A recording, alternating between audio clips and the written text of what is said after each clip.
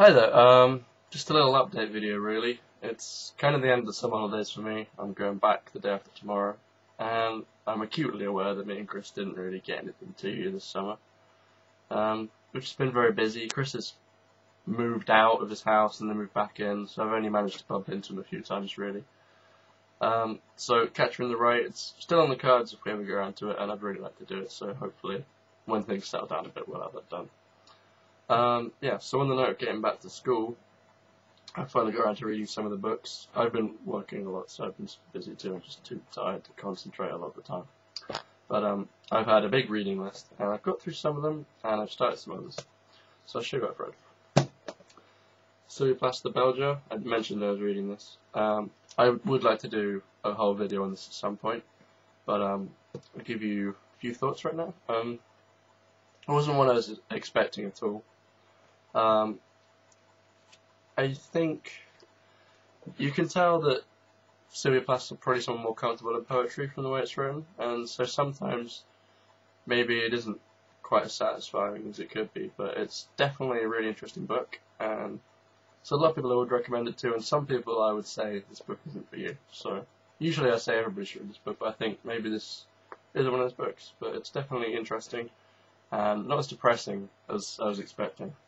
Luckily, because it was just about depression and mental illness. But then they say there's no such thing as a depressing book if it's good. It can be about something very depressing, but you're uplifted by its goodness. The second thing I've read is Death of a Salesman by Arthur Miller, a very famous play that I've never read before. I know that this is kind of an attack on kind of capitalist American culture and business, where people are mistreated. But it's taken on a very personal level through the family. It's really interesting on that level. I read this kind of in one night because I'm just thinking, I've worked so much, I haven't got anything done. So I've just finished that, and that was interesting. Maybe we could do something else on that, but for the most part I'd say it's a really interesting play, and I'd definitely like to see it as a play because of the way it's written in this kind of morphing yet singular way that it messes with the past in this kind of abstract sense. But yeah, obviously it's about just kind of the destruction of this family, and specifically this character Willie Loman, who's kind of a salesman at the end of his tether, going mad. I'm sorry, there's someone next door and I'm just very aware I sound crazy. Just started this today, Enduring Love, which is the first book I'm doing in the course I'm starting. I've only read a couple of chapters, just getting into it. But yeah, the writing style threw me off a bit to start with, but after reading a bit more, I'm kind of getting on with it a bit better. One Flew Over the Cuckoo's Nest I chose to do with the Belgium, though I now think that might not be such a good choice. But I haven't started this, but I have a friend who raves about it, so I'm looking forward to that. I'll probably start it either this evening or tomorrow. What else? An update. 97 subscribers. I'm blown away. 100's always the number me and Chris aimed for, would say we've really made a mark of it. But I know it's a small number, most people's standards, but that's all we ever really dreamed of.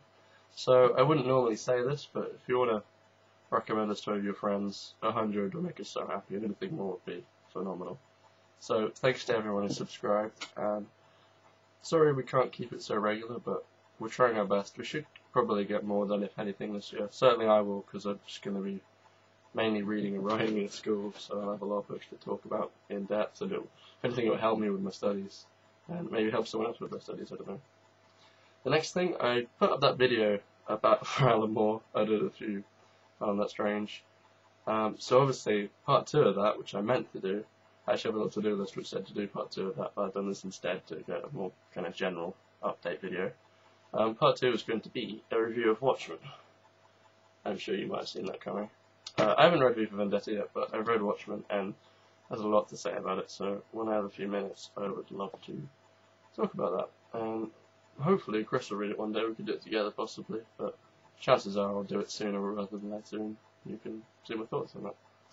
So that's kind of everything. Obviously there's a few books there I'd like to go into more depth, and whatever I do with Chris, really. So I'm a bit state, I've had a busy day, but just thought I'd get a word in with you guys, and thanks for subscribing, and me and Chris will see you soon if we can.